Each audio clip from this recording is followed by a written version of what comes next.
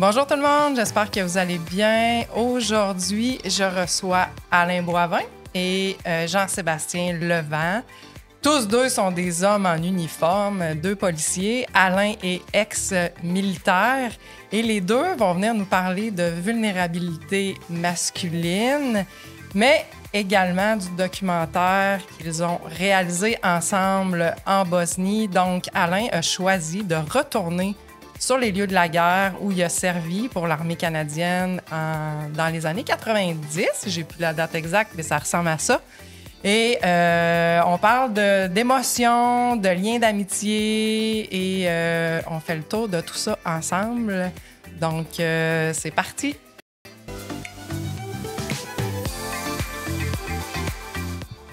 Les boys, avant de tomber dans le vif du sujet, je pense que c'est important que vous expliquiez c'est quoi votre démarche, c'est quoi votre documentaire, c'est né de quoi tout ça, pour que les gens comprennent bien, dans le fond, notre sujet d'aujourd'hui qui est la vulnérabilité masculine.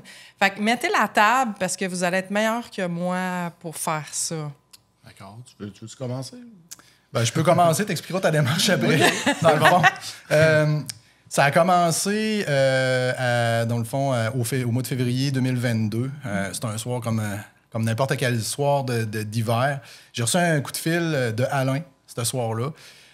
Pour se mettre en contexte, il faut comprendre que moi et Alain, ça fait longtemps qu'on collabore sur différentes choses. On est des amis de longue date. Puis, un peu à l'image de tout ça, il m'explique ce soir-là au téléphone. Je le sens comme excité un petit peu qu'il veut... il y a un projet qui tient à cœur, puis il aimerait ça que je l'accompagne là-dedans. Vite, je comprends assez rapidement qu'il veut retourner en Bosnie. Moi, je suis au courant, bien entendu, qu'il a servi là, comme casque bleu là, au début des années 90. Donc, il m'explique qu'il aimerait ça, pouvoir retourner là-bas. Puis, au départ, moi, je l'accompagne juste pour prendre des images, puis tourner, tu sais, garder des souvenirs, dans le fond. Ça a commencé comme ça. Fait que j'ai dit, moi, j'embarque là-dedans, puis c'est ça. Mais comme je le dis dans le documentaire, sincèrement, j'aime pas ça dire ça, mais au début, j'y croyais plus ou moins à cette histoire-là parce qu'on s'est lancé dans plein de projets. On s'était lancé dans plein de projets auparavant qui n'avaient pas nécessairement vu le jour pour des raisons techniques, d'occupation, puis les astres n'étaient pas alignés. Donc, je l'ai pris avec un grain de sel, mais c'est quand même assez intéressant pour que je dise, moi, j'embarque, puis on va voir jusqu'où ce que ça va aller. Puis moi, en même temps, parallèlement, ça faisait longtemps que ça me trottait dans la tête. Ça faisait au moins depuis les années 2000 que ce projet-là me trottait dans la tête, mais en même temps, tout ce que les événements qu'on a vécus là-bas, on parque ça bien serré dans quelque part en dedans de nous autres, puis on continue à mener notre vie. Mais ça restait quand même. J'avais toujours une pensée je devrais retourner là-bas, je devrais y retourner, je devrais faire de quoi. Et il est arrivé un élément déclencheur, c'est le fameux album photo. J'avais pris beaucoup de photos là-bas, des photos que j'avais pris mon temps de les prendre. À ce temps-là, on n'en prenait pas des milliers avec nos iPhones, ça n'existait pas. Fait que j'étais avec un appareil photo et j'avais perdu cet album-là. Cet album-là m'a été retourné 27 ans après. C'est par un gars qui l'a trouvé dans une bibliothèque là, sur la base de Valcartier. Fait que ça a été un déclic pour moi. Parce que, justement, de regarder ces images-là, ça a rouvert des tiroirs, ça a rouvert des choses. Des choses que je me souvenais, mais des souvenirs que j'avais pas réfléchi à ça, j'avais pas pensé à ça depuis plusieurs années. Puis là, j'ai dit, c'est un signe, faut vraiment qu'on fasse de quoi, tu sais. Puis le choix de Jess, c'est pas juste parce que c'était un caméraman qui avait le potentiel de réaliser ça. Je le savais que si je partais avec lui, qu'au niveau technique, tout allait bien se faire, mais tu sais, comme... Quand tu t'en vas dans un projet comme ça, que tu t'en vas revivre des peurs, tu as besoin d'être avec quelqu'un que tu as confiance. Tu as besoin d'être. Tu sais que tu ne seras pas jugé.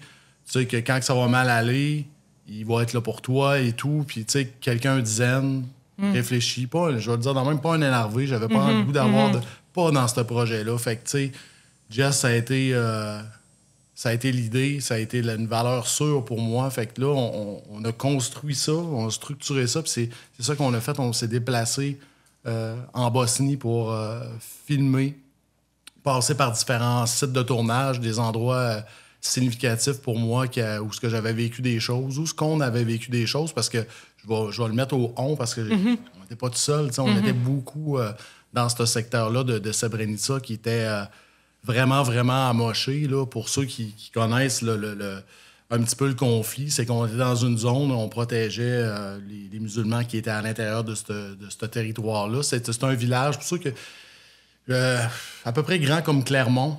OK. Ou ceux du Saguenay, Sainte-Rose-du-Nord, des petites places, là, genre de 1500, 2000 habitants. Mais là, à cause du mouvement de masse de réfugiés, il y avait à peu près 53 000 personnes dans la ville, avec tout ce qui vient avec d'une ville assiégée, c'est-à-dire de la malnutrition, de la mortalité. Il n'y avait plus d'eau courante, il manquait de tout. L'argent ne fonctionnait plus, tout le monde était rationné en tout. Même les arbres étaient coupés là, dans les montagnes. Les gens n'avaient pas d'électricité, donc se chauffaient au bois jusqu'aux dernières limites, tout ce qui pouvait aller pour se chauffer. Et puis, nous autres, on vivait au diapason, au quotidien, avec la population dans ce village-là. Fait qu'on a passé 4 mois et demi. Fait que ça a laissé des traces. Fait que c'est tout ça là, que je voulais aller revisiter. Là. Fait que c'est ça qui me trottait dans la tête. J'avais besoin de retourner là-bas, puis j'avais besoin de retourner avec quelqu'un de confiance.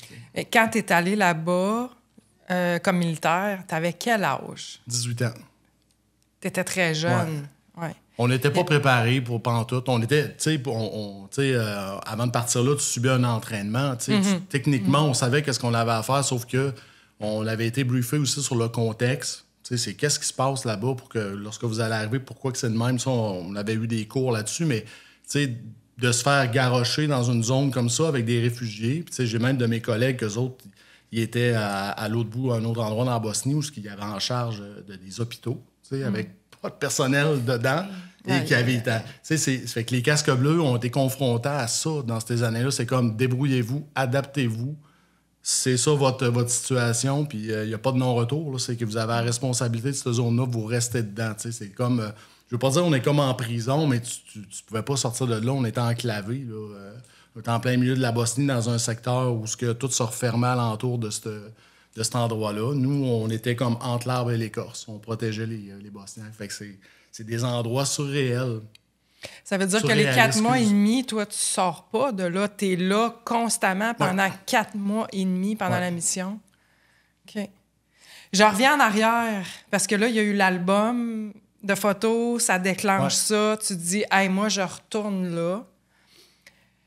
Est-ce que tu étais préparé avant de partir à ce que tu allais vivre émotionnellement une fois sur place? Est-ce que tu avais une idée de ce que tu allais vivre au niveau émotif? Non, puis je pense que même aucun de mes collègues avait de préparation, même si à l'époque, il y en avait qui avaient déjà été comme à Chypre en mission déjà d'avance. Il n'y avait jamais eu un contexte comme ça, un contexte humanitaire à grande échelle comme ça, là, au niveau des missions.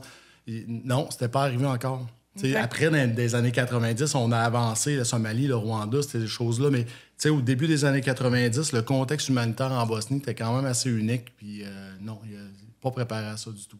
Okay. Et très jeune quand tu es aussi, retourné après avec Jean-Sébastien, t'avais-tu une idée?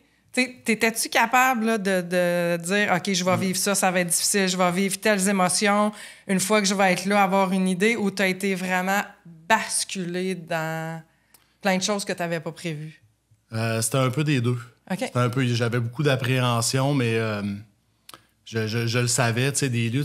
Quand je te disais qu'on parque ça ben à l'intérieur de nous autres, c'est comme tout compartimenté. On met tout de l'ordre là-dedans là, pendant des années, puis on veut pas avoir un accès direct trop longtemps à ça parce que c'est douloureux, fait qu'on laisse ça bien impacter. Fait que c'est sûr que ce cheminement-là qu'on allait avoir à deux, de repasser par dans tous ces lieux-là, j'allais avoir à rouvrir ces boîtes-là. Fait que je le savais que tout pouvait arriver finalement. Puis nous autres, c'était du one take qu'on faisait là-bas. Fait que moi, j'arrivais sur un lieu, j'expliquais le lieu à Jean-Sébastien, on était là pourquoi, qu'est-ce qu'on a vécu là, qu'est-ce que c'est ça. Et là, techniquement, ça se passait là. Ouais. Fait que moi, je parlais et moi, s'il y a une émotion qui montait, c'était ça. Moi, c'était prévu qu'on se break pas. On donne aux spectateurs exactement l'authenticité de ce qui se passe. C'était ça qu'on voulait. Ouais. Puis, on voulait pas tomber dans l'anecdotique non plus. Commencer à raconter des histoires de guerre trop pointues que les militaires, des fois, on se compte entre nous autres, tout ça. On voulait pas aller là. On a toujours resté dans des histoires humaines. On a toujours eu le phare tourné vers les habitants là-bas, notre relation vers les habitants, la misère qui se passait là. On voulait plus exploiter ça, parce qu'on trouvait que dans les autres documentaires, il y avait déjà parlé de ça. Tout le monde parle de l'histoire de guerre. Ça. Nous autres, on voulait pas aller là, on voulait aller vraiment à notre façon.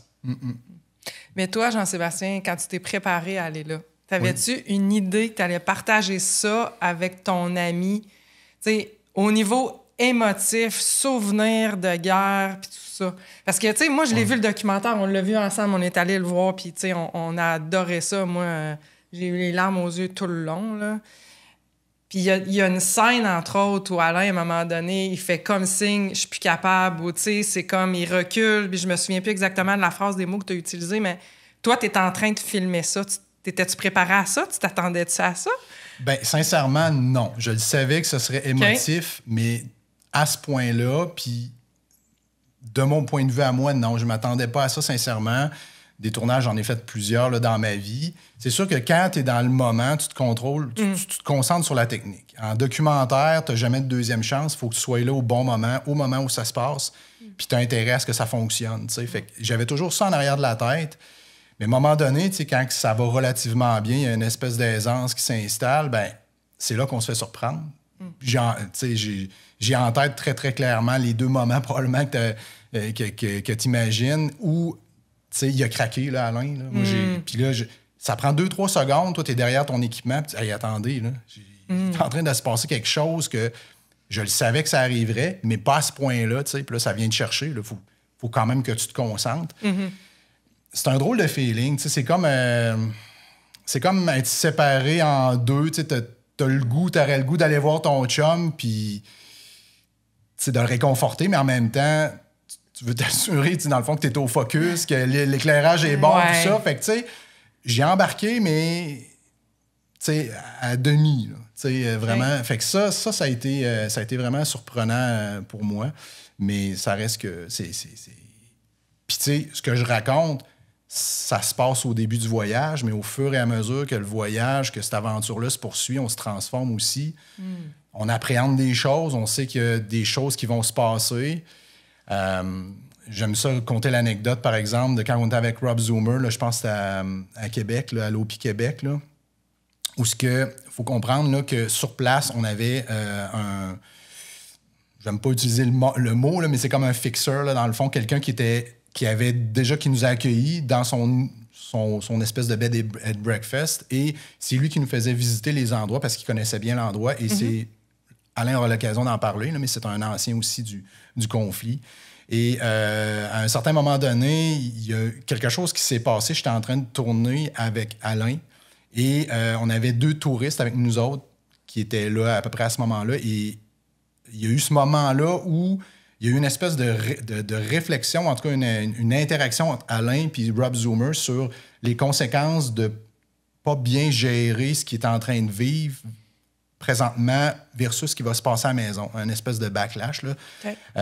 Et juste au moment avant que ça se produise, il y a eu quelques mots qui se sont échangés. On a vu les 2 personnes qui se sont comme reculées, comme s'ils savaient, comme si c'était un film déjà planifié, qui savait qu'il allait avoir quelque chose d'intense qui allait se produire. Selon moi, c'est la partie la plus haute, là, dans le fond, de mon point de vue de cinéaste à moi. Là.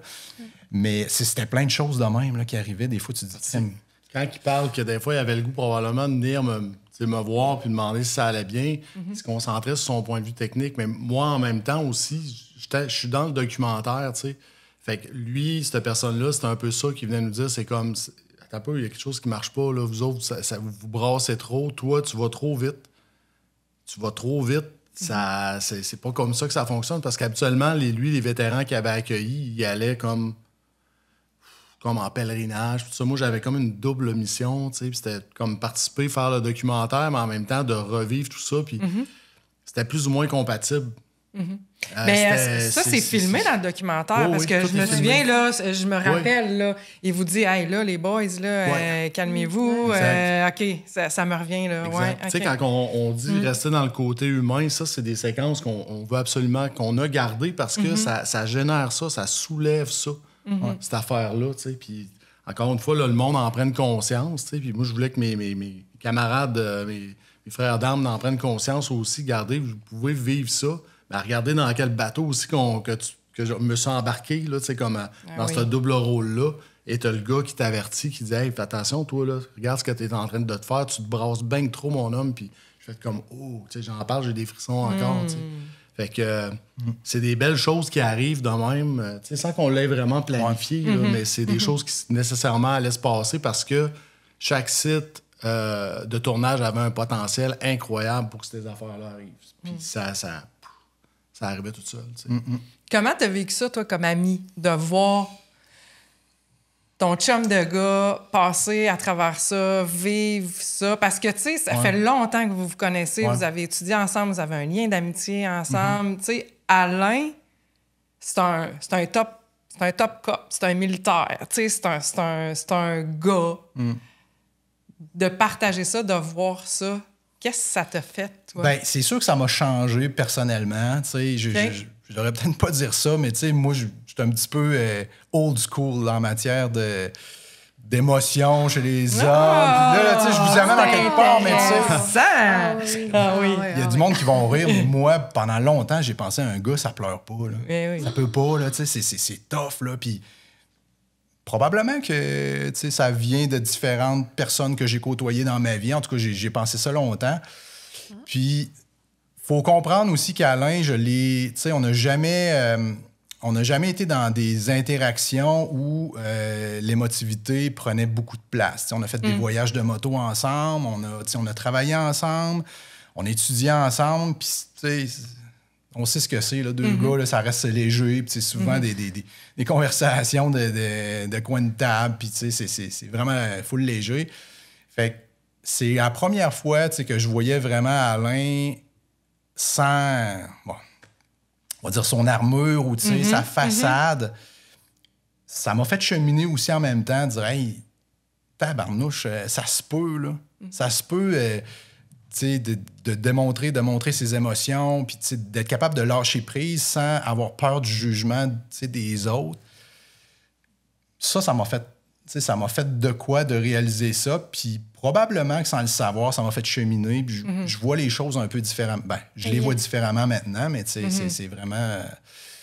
C'est pas facile à admettre au début, mais quand ton meilleur chum te dit « Hey, garde, ça se peut, là. Ben... Il y a tellement d'hommes qui pensent comme toi, je pense. Sûrement. Ils pensent comme toi, puis il faut de faire ça, justement. Je suis vraiment contente que tu dises ça. C'est pas une affaire de gars-filles, ça. C'est une affaire d'humain, des émotions. Exact. C'est pas propre aux filles. Puis c'est pour ça, moi, que je voulais faire ça avec vous. Ben, et de un, parce que je trouve le documentaire extraordinaire.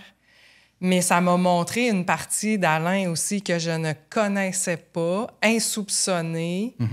Puis moi, ce qui m'a marqué, c'est quand vous avez introduit le documentaire, parce que vous expliquez le contexte, tout ça. Au début, vous prenez le micro, les deux, et aussitôt qu'il se met à parler, il vient les yeux pleins d'eau. En tout cas, nous, à la représentation où on était, puis de le voir de même, là, j'étais comme « Oh my God, OK, on est dans les vraies affaires, là! » Là, j'étais en train de voir le vrai personnage, puis en même temps, ça me rassurait parce que c'est tellement intense qu'est-ce qu'on peut vivre dans ce type de métier-là, puis les gens l'oublient souvent, qu'est-ce que les militaires vont vivre, qu'est-ce que les policiers vont vivre aussi sur des interventions tout au long de leur carrière, puis qu'ils le fassent ouvertement. Il monte sur le stage, il prend le micro, il a les yeux pleins d'eau, il est fébrile, tu sais, il est stressé. C'est une des premières affaires qu'il nous a dit, hein, tu te souviens-tu? Oui, c'est vrai. On est arrivé. Moi, il m'a jamais dit de sa vie qu'il était stressé pour rien. Là. Jamais, jamais, jamais. C'est sûr qu'on se parle pas tous les jours, là, mais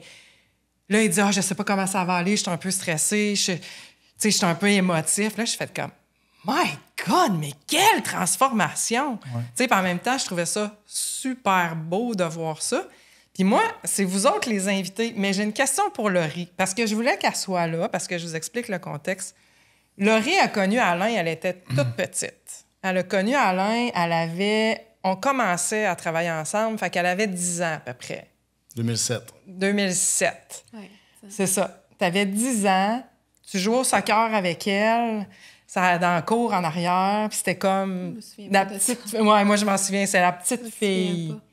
Puis ta perception d'Alain, c'était pas celle que tu as vue dans le documentaire. Tu te souviens-tu, on en avait parlé après, puis tu m'avais dit « Hein, le gars qui date, puis toute l'équipe, je pensais pas le voir comme ça, ça m'a comme... Ouais, je pense que j'ai dit ça. Quand j'ai dit ça? Oui, ça t'a peut-être rendu plus humain dans ma tête.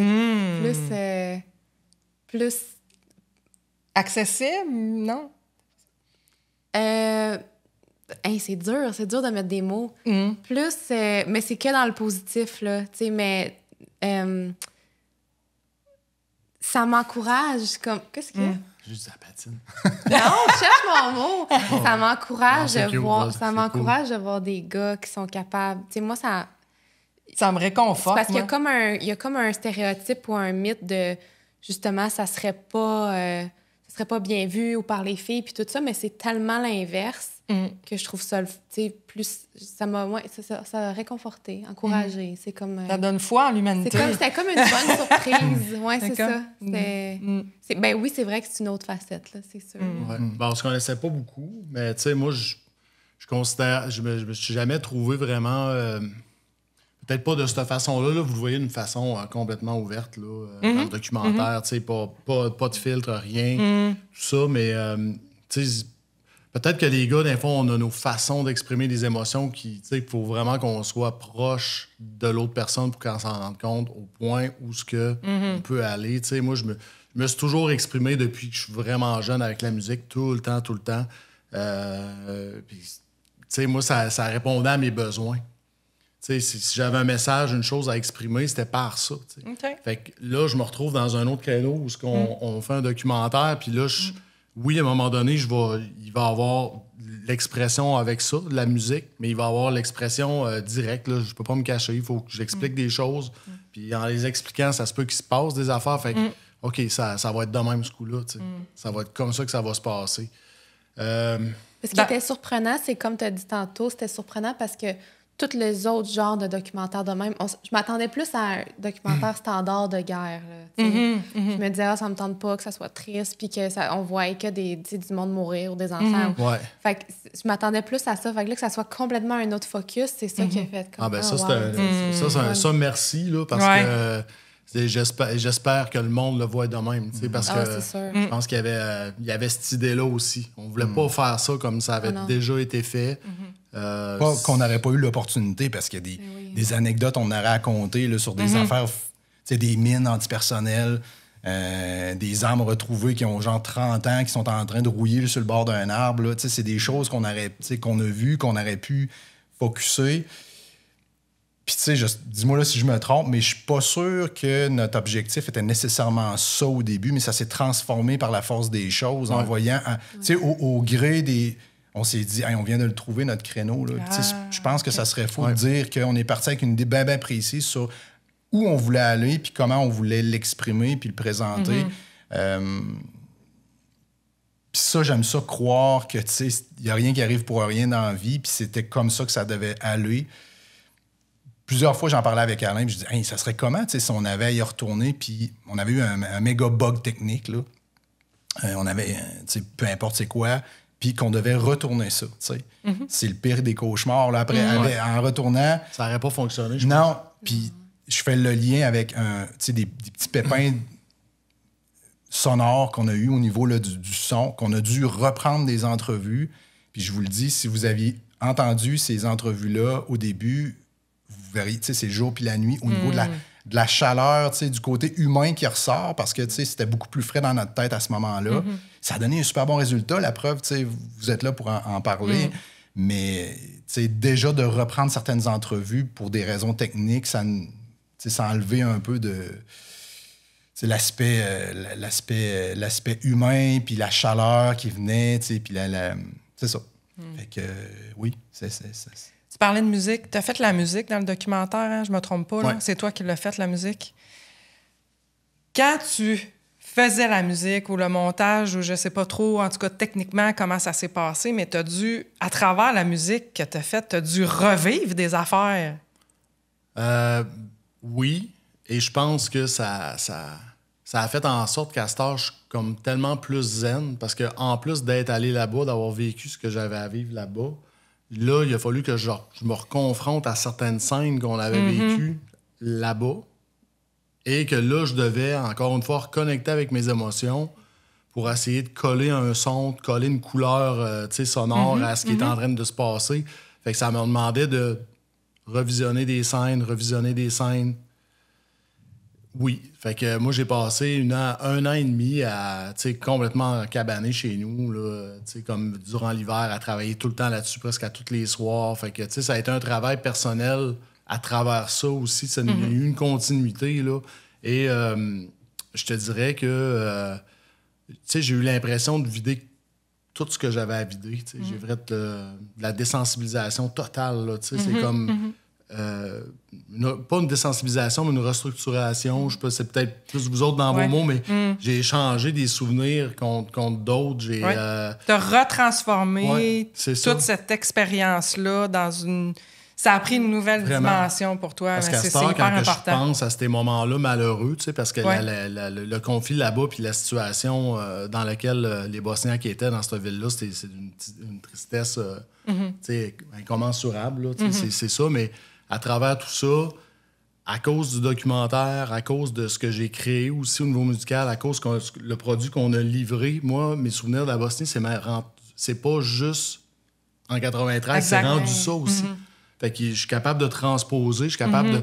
Et la preuve aussi que ça a opéré, c'est que je suis retourné, moi, en Bosnie cette année, pendant presque 2 semaines, avec un vétéran, un de mes bons amis, que lui aussi avait vécu ça, les années de la Bosnie, et qui avait peur d'y retourner. Fait que moi, ce que Jess a fait avec moi, je l'ai refait avec une autre personne cette année, et j'ai vu l'espèce de processus qui opère dans le documentaire, là. Je l'ai vu opérer. T'sais, moi, je regardais Nelson aller pour vrai, quand on arrivait là-bas, quand on était arrivé à Srebrenica et toutes les choses qu'il me disait, puis le stress qu'il avait, les choses qu'il appréhendait, tout ça, là, on avait les mêmes affaires. Je pourrais regarder le documentaire une autre fois, puis je fais comme, aïe, je m'écoute parler dans le documentaire, puis c'est Nelson, il fait... On a passé presque... Nelson, là, il me l'a dit, je pense, 40 fois durant le voyage. Merci de m'avoir emmené ici. Merci, tu sais. Puis je le sais qu'elle lui aussi a remplacé ses souvenirs par de nouveaux souvenirs. Puis tu sais, il y a eu des moments qui est allé tout seul. À un moment donné, je l'ai vu, il s'est éloigné, il est allé sur un terrain de soccer, tu sais. Puis c'était un terrain de soccer que lui avait été évacué en hélicoptère parce qu'il s'était blessé là-bas. Puis on n'a pas retrouvé le site où il s'était blessé, mais on a retrouvé l'endroit où il avait été évacué, ce qu'il avait mis. Puis tu sais, je le voyais, il se promenait tout seul dans le fond. Puis je le sais qu'il... Tu sais, pour vrai, là, s'il y a une chose qu'on peut être fier de ce documentaire-là, c'est bien de passer la POC de cette façon-là. Tu sais, puis pour les autres vétérans, eux autres qui ont envie d'y retourner, je pense qu'en suivant l'espèce de processus qu'on fait dans notre documentaire, tu peux pas manquer ta shot. Moi, je pense que si tu le fais comme on l'a fait, avec un peu ce minding-là, tu peux juste ressortir de ça plus en paix. Je suis à 100% convaincu de ça. Grâce à cette année, particulièrement. Est-ce que ce périple-là, tu aurais pu le faire avec quelqu'un d'autre que JS? C'est-tu un choix stratégique? Oui, il est caméraman puis tout ça, mais sa personnalité, pour toi, ça faisait partie du choix? Oui, c'était important. Je savais exactement à quoi m'attendre avec Jess parce que je le connais. Tu as besoin de prévisibilité dans ce temps-là avec la personne avec qui tu es parce que tu sais que tu vas être vulnérable, tu sais que tu veux pas être jugé, tu veux être supporté, tu veux pas quelqu'un qui soit plus énervé que toi, tu veux quelqu'un au contraire qui va te ramener sur terre, qui va... Puis, tu sais, je voyais en Jess, en plus de ses qualités de nouveau de caméraman, je voyais tout ça, là. Puis, tu sais, moi, avant de décider que, regarde, on va y aller toutes les deux, ça m'avait effleuré l'esprit d'emmener 2 autres de mes amis. Et on a eu un souper ensemble, les 3. Tu sais, on avait vécu les mêmes choses ou presque en Bosnie, même section, tout ça. Et j'ai réalisé que même si ça faisait longtemps qu'on s'était pas vus, qu'on semblait être vraiment des amis. Comme, tu sais, on dit, les militaires, ils se rencontrent 20 ans après, puis ils reprennent ça, ce qu'ils ont laissé, puis tout ça. C'est vrai, mais pas tant. Pas tant. Fait que j'ai fait comme... J'ai eu un mauvais feeling, tu sais. Pas parce que je les aime pas, au contraire, je vais toujours les aimer, ces gars-là, mais j'ai pas eu un bon feeling. J'ai fait comme, non, ça va plus me déranger d'autres choses. On va plus comme... Peut-être pas rentrer en conflit, mais il y a un flow qui va... On va s'entrecroiser. Il y a de quoi qui va chanter un chaos. J'ai un potentiel de chaos là-bas. J'ai comme... Non, c'est pas ça. Je veux quelque chose de plus prévisible, de plus terre à terre. Fait que... Puis, tu sais, toi, t'es l'observateur idéal, tu sais. Il est jamais... Non, mais tu sais, il avait pas connu le conflit comme moi, je l'avais. Fait que... Pourquoi pas, tu sais? Pourquoi pas aller avec quelqu'un qui a aucune presse, tu sais, il avait vu des films à la télé, tout ça, mais...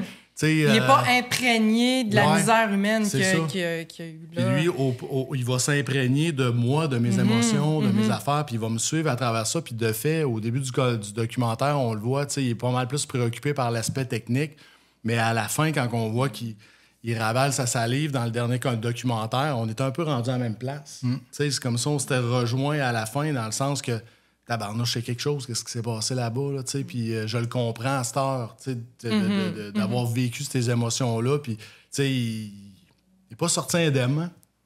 Non, pas ça demain, tu sais, t'es sorti de là fébrile beaucoup, là, de cette expérience-là. Oui. Mais tu sais, je pense que ce qui est venu me chercher, c'est de s'approprier un peu le conflit. Tu peux entendre parler des conflits en Bosnie, en Irak, un peu partout dans le monde, mais tant que tu n'es pas sur les lieux, que tu ne marches pas où il y a des gens qui sont décédés, que tu ne te mets pas les doigts dans les traces d'impact de munitions, de balles dans les murs, ça reste que tu gardes une certaine distance. Mais de vivre ça, d'aller sur les lieux, puis d'en plus avoir ton chum qui, à un moment donné, il se décompose. C'est pas un bon mot, mais qui craque, puis que les émotions sortent.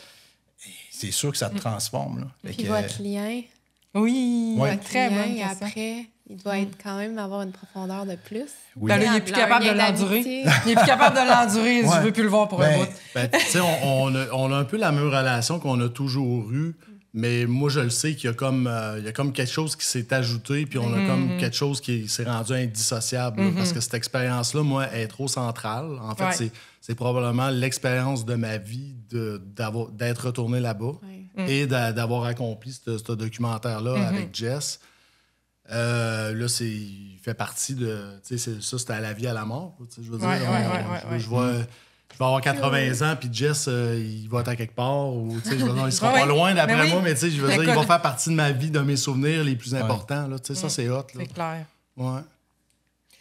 Quand tu présentes le documentaire, que vous l'expliquez sur le stage, tout ça, tu es dans une position de vulnérabilité extrême, parce que c'est votre produit, c'est l'histoire de tout ça, c'est ce que tu as vécu. Tu le présentes aux gens. Même nous, quand on est allés à la présentation, il y avait une famille bosniaque qui était là. Oui. Le fait d'être vulnérable devant toute cette personne-là, parce que là, c'est pas juste ton ami sur les lieux, c'est le crowd qui est là pour le visionnement du documentaire. Comment ça se vit? Comment tu te sens là-dedans? Moi, je pense que ça fait partie du deal. OK. Ça vient avec le documentaire. À chaque fois qu'on le présente, il y a une appréhension. Il y a un côté émotif, c'est de voir les vétérans arriver. Il y en a qui arrivent, tu vois clairement que c'est des vétérans, tu le sais. Ils arrivent avec... Ils aiment ça s'identifier des fois. Là, ils viennent... Là, c'est les voir se rassembler. Là, oui, tu sais qu'il y a des Bosniaques et tout. Fait que ça, veut pas, c'est ça qui fait que le moton... t'as ton jauge à émotion là, qui est toujours... il fluctue là, comme ça, là, mais là, il est proche. Tu sais, t'es juste sur le bord d'être capable de te contrôler. Puis ça, quand on fait des présentations à deux, Jess, il le sait, là, quand je fais ça de même, là, il prend la POC, puis il continue, mais je le sais que ça va arriver. Puis aussi... même si on l'a vu et revu, moi, à chaque fois que je regarde le documentaire, il y a certains moments que je revis certaines choses. Puis je me resynchronise un peu avec ce que je vois. Puis une des dernières fois, c'est la seule qui n'avait pas pu assister à Saint-Eustache, à la petite église. Je me suis assis en arrière du bar, à côté du bar, tu sais, puis là, il y avait tous les gens qui regardaient. C'est vraiment un bel endroit pour regarder le documentaire dans la petite église, puis j'ai bu une coupe de bière, là. Ouais. Mais toi, t'avais-tu ça avant des croyances comme JS, de un gars, ça pleure pas, t'avais-tu ça aussi ou t'avais moins ça? Relativement, je te dirais. Relativement. Je me souviens pas de m'être dans ma vie exposé de cette façon-là. Ça, c'est clair. C'est clair. Mais, tu sais, un gars, ça pleure pas. Tu sais, je me suis fait laisser par quelques blondes dans ma vie. Puis, tu sais, ça fait mal. Tu sais, dans ces moments-là, tu pleures. Tu sais, un de mes sphinx, à un moment donné, qui est décédé, ça fait mal. Tu sais, à un moment donné, c'est comme, ah non, un gars, ça pleure pas. Moi, je te confirme que je suis pas capable de... Je suis pas capable de me retenir dans ces moments-là. Là, il faut que ça évacue. Je suis moins... je ressors ce mot-là, mais je me balise pas, on dirait. De moins en moins. Ça compte plus, ça. C'est pas important de savoir comment je vais réagir. Je me laisse réagir comme il se doit. T'avais-tu peur du jugement, du regard des autres par rapport à cette vulnérabilité-là? Vraiment. Oui? Vraiment. Puis, mais il y a une affaire qui m'aide par rapport à ça, c'est que le documentaire, on a un angle d'attaque. Celle de... On va jouer la carte du côté humain et tout. En n'allant pas du côté des anecdotes, comme par rapport à des tirs contre nous autres. Mettons un véhicule qui passe sur une mine, des choses de même. On a plein d'anecdotes qu'on aurait pu compter, mais on voulait pas aller là. Puis moi, c'était par respect à des amis, puis même des gens que je connais qui sont décédés ou qui ont été blessés en Afghanistan. Les expériences individuelles sont vraiment, vraiment relatives d'un théâtre d'opération à l'autre. Et ça me tentait pas de faire des comparaisons où que le monde se compare. Ça me tentait pas de rentrer dans le côté anecdotique de cette couleur-là. Mais en restant dans le côté humain, moi, c'était ma garantie que ça allait comme toucher tout le monde, mais qu'en même temps, comme la personne qui va dire « Ouais, pourquoi il pleure pour ça? » C'est comme « Ah ouais, mais si toi, t'es insensible face à ça, c'est pas moi qui est en dehors là, de la traque. C'est toi peut-être que t'as un problème, là, dans le sens que ce qu'on vous présente là, c'est vraiment général, c'est vécu par tout le monde. Là. C'est comme n'importe qui peut se faire toucher par notre documentaire. Puis, on voulait le rendre grand public. Puis, je pense que c'est ça qu'on a réussi. Fait que, sinon, dans l'anecdotique, connaissant mes chums militaires, probablement qu'il y a eu des comparatifs, des si vous voyons, puis, on voulait pas tomber dans ça. La famille bosniaque qui était là à la représentation que nous, on a assistée, sont allés vous voir après. Comment ils reçoivent ça, ce documentaire-là, parce que ça les touche directement? De voir toute l'émotivité, toi qui l'as vécu là-bas, c'est quoi leur feedback? Comment ils vivent ça? Ben moi, ce que j'ai ressenti, c'est qu'ils sont fiers que le public qui aille habiter en Bosnie ou que ce soit des enfants ou des petits-enfants, réagissent à une réalité qu'ils ont eue à des milliers de kilomètres d'ici. Là. Moi, c'est bizarre à dire, mais c'est ce que j'ai ressenti. C'est... Autant que nous, on était honorés d'y recevoir parce que on en a vu plein là-bas, puis autant que je pense que les autres ont été honorés qu'on puisse rendre hommage un peu à leur pays là, d'une manière ou d'une autre. Là. Fait que moi, c'est ce que j'ai ressenti. Là, c'est des fois un petit sourire gêné, mais qui voulait en dire long, là, sans rentrer dans des grandes explications. Là, j'ose croire que je me suis pas imaginé ça, mais je pense que moi, c'est de même que je l'ai vécu. Je suis d'accord avec Jess, puis le devoir de mémoire était super important là-dedans, et les Bosniaques s'en rendent compte. Ils sont contents qu'on parle de ce qu'ils ont vécu, parce que c'est une guerre qui est un peu oubliée. Mais si je le mets en parallèle avec d'autres choses que j'ai réalisées durant l'été, la perception vraiment, ce que les Bosniaques là-bas ont des casques bleus, ils n'ont pas vraiment une bonne perception. De par ce qui s'est passé, parce qu'à un moment donné, on s'est retiré de ce territoire-là et un an après, il est arrivé un génocide dans l'endroit exact où on était. Fait qu'il y a eu plus que 8000 hommes en âge de se battre, là, entre 15 et 55 ans, qui ont été tués. Là. Fait que, le fait qu'on ait quitté, puis il reproche beaucoup de choses à la Dutch Army, qui était en poste à ce moment-là. Et veut pas, nous autres, ça se déplace. C'est casque bleu canadien. Les Dutch, ils font plus ou moins la différence entre les deux. Okay. Et je trouve ça le fun parce que, en fait, notre documentaire, c'est comme... Regardez, là, c'est un jeune de 18 ans qui lève sa main, il vit son quotidien, on le voit ramasser ses affaires, il nous raconte, puis il s'en va dans un conflit qu'il ne connaît même pas, il s'en va aider du monde qu'il ne connaît pas. Fait que je pense que les Bosniaques, quand ils s'en rendent compte de ça, qu'un petit gars à l'autre bout du monde vient pour aider, ça peut peut-être à changer leur perspective par rapport à nous autres, parce que pour vrai, ça, je l'avais pas catché la première fois que je suis allé là, mais en visitant des musées, en parlant avec le monde, la deuxième fois que je suis allé, je me suis rendu compte que, les casques bleus, on n'a vraiment pas une bonne réputation à cause de ça, malheureusement. En tout cas, du moins, dans cette région-là, là, ils nous considèrent comme quasi inutiles. Ils nous attribuent beaucoup de responsabilités là-dedans, ce massacre-là, malheureusement. C'est mon opinion, mais je te dirais que je suis pas mal sûr de ce que je dis. Là. J'aime pas ça parler au nom de trop de monde, mais ça, là, je l'ai tâté comme il faut, puis je l'ai confirmé, le pouls, là, puis c'est pas... malheureusement. Ça a été quoi l'émotion la plus difficile à processer quand tu étais là-bas?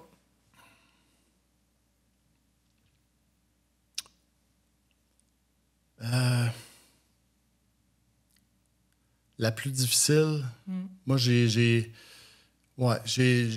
toujours eu, même à un moment donné, j'avais commandé une garde en Normandie pour des parades et tout ça. Puis les cimetières militaires, j'ai une petite faiblesse. Je trouve ça rough rentrer là-dedans.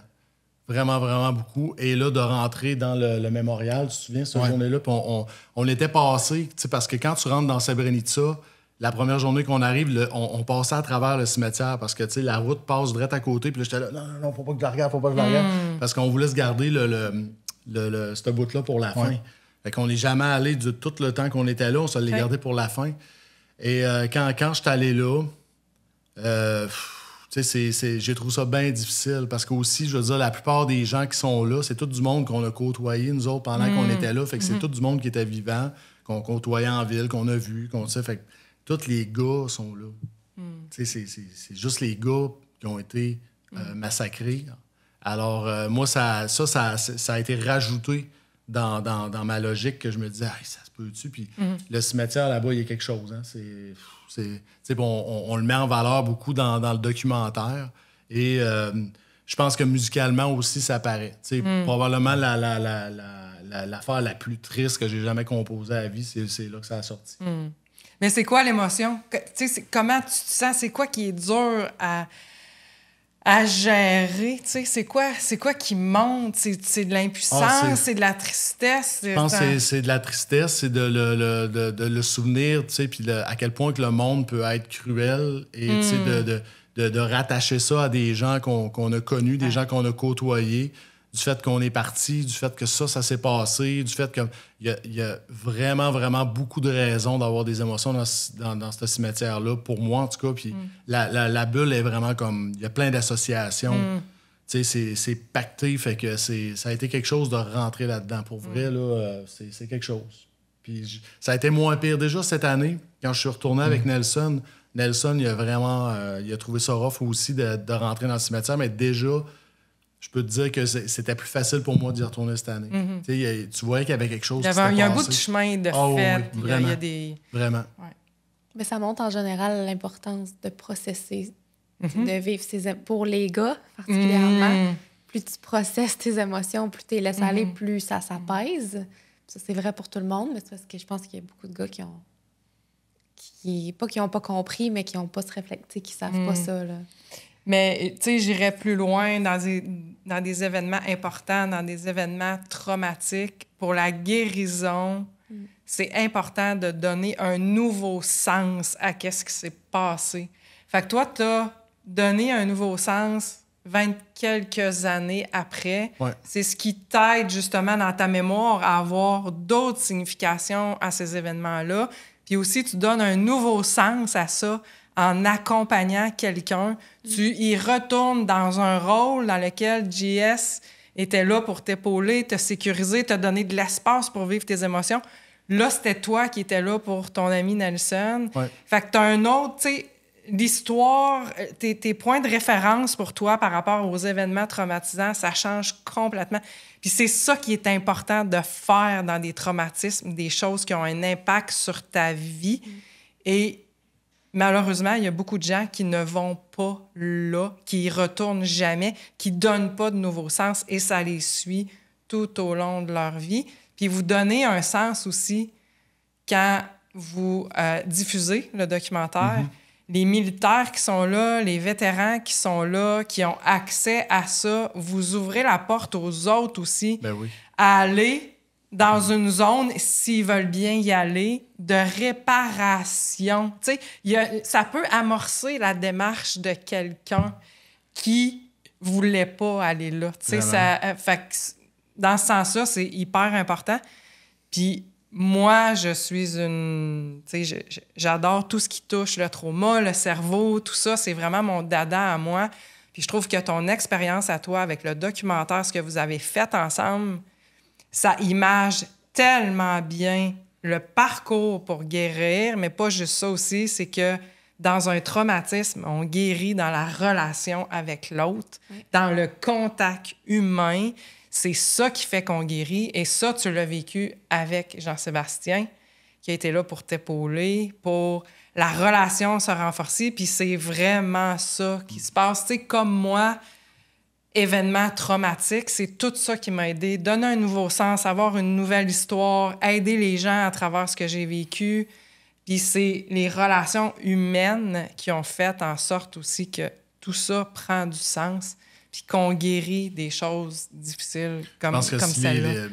Mes collègues militaires, les frères d'armes, s'ils ont à retenir quelque chose de l'entrevue là, qui vient de se donner, je pense que si, je vais les regarder comme ça, si vous avez à passer en boucle un segment, c'est probablement les 4 dernières minutes. Là. Tout est là. Parce que c'est exactement ça. Ça peut pas être... C'est important. Ça peut pas être plus ça que ça. C'est vraiment, vraiment une belle... Je sais pas si c'est une conclusion, là, mais... c'est une forme de conclusion, mais tu l'as vraiment dit vraiment admirablement, comme je pourrais bien dire. Ouais.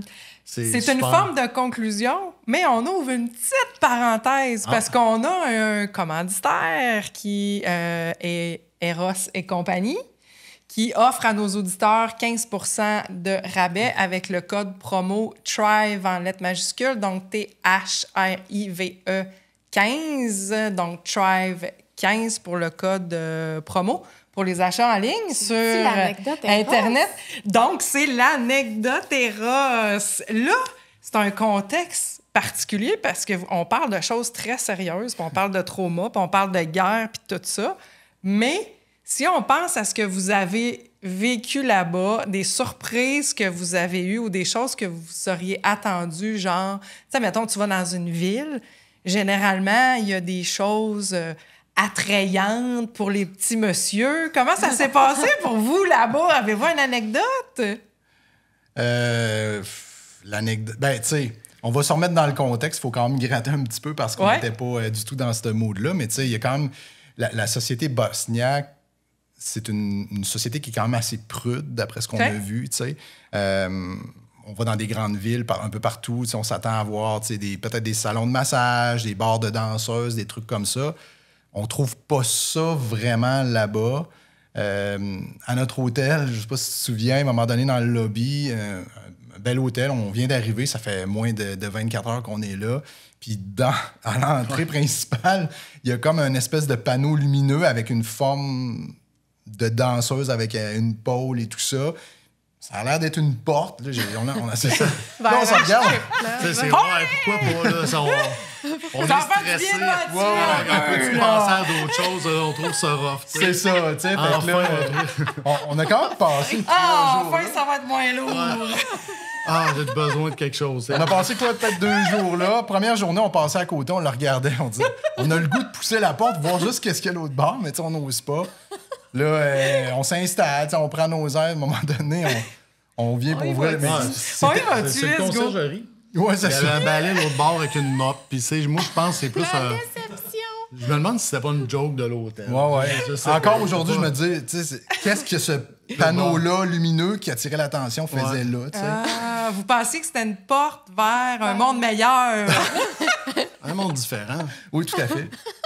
un monde plus sexy. Tout à fait. Exact. Mais, Excellent.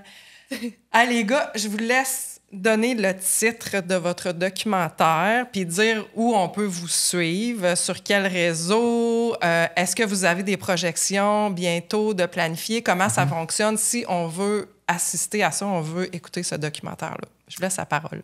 ben, en fait, le documentaire s'intitule Rendez-vous à Srebrenica, qui est directement rattaché à notre page Facebook qui est Tournage en Bosnie 2022.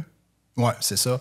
On a déjà donné quelques représentations là, grand public et tout ça. Donc, si les gens veulent voir notre histoire, s'ils veulent chronologiquement voir depuis le début comment ça se passe, bien, sur la page, dès le début, là, c'est vraiment tout chronologique. On y détaille un peu ce qu'on a vécu, tout ça. Même, on fait on a fait des lives sur place également. Les gens vont pouvoir retrouver ça.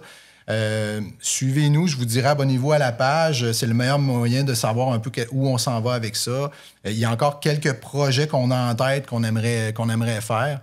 Puis, ben, c'est ça, on invite les gens à nous faire des commentaires et tout ça et à partager là, allègrement notre aventure là, qui, soit dit en passant, ne sera peut-être pas la dernière. J'espère qu'on va avoir l'occasion de collaborer sur d'autres choses là, éventuellement. Là, mais, S'il y en a qui ont des questions, peuvent nous écrire directement dans la boîte, Sur Facebook, la boîte Messenger de la page Tournage en Bosnie 2022. Et sachez que c'est en projet. Dans la région de Montréal, on a un bon contact, une belle salle où on a fait au moins deux présentations.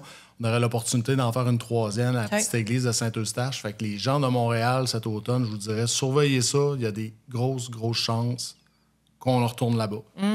En fait, on est à veille de le mettre en lien sur Internet, mais c'est parce comment on le dit-tu? C'est parce c'est un petit peu... Parce que c'est pour les festivals, c'est ça? Si on s'inscrit à un festival, il faut pas qu'il soit nulle part, tu sais. Les présentations qu'on fait dans ce format-là, ça nous permet de rencontrer les gens, d'avoir des discussions, tout ça. Puis c'est pour ça qu'on se le garde vraiment pour nous autres, mais c'est pour avoir ce contexte-là autour du documentaire. C'est pour ça qu'on se le garde juste pour nous autres. Mais on est à veille de le donner aux gens. On est à veille. Ça sent bien, tranquillement. Génial. Hey, merci d'avoir partagé ça avec nous. Et moi, j'encourage tout le monde, si vous avez la chance d'écouter ça, c'est magique comme documentaire. Moi, j'ai adoré. Puis j'ai aimé ça, partager ça avec toi aussi, d'aller voir ça. Hein. Et moi, j'avais le mascara qui coulait par bout, puis je m'essuyais les yeux. Puis je trouve ça beau. Mais pour les bonnes raisons. Mais pour les bonnes raisons, oui. Puis tu sais, je trouve ça beau ce que vous avez fait. Je trouve ça beau d'amener autre chose que des anecdotes, mais aussi tout ce qui ressort de ça. Pas juste un documentaire, une histoire d'amitié, une histoire de rétablissement, entre guillemets, d'événements qui marquent une vie. Fait que, voilà. Merci à vous deux. Merci. T'as-tu d'autres choses à ajouter? Non, à la semaine prochaine. À la semaine prochaine.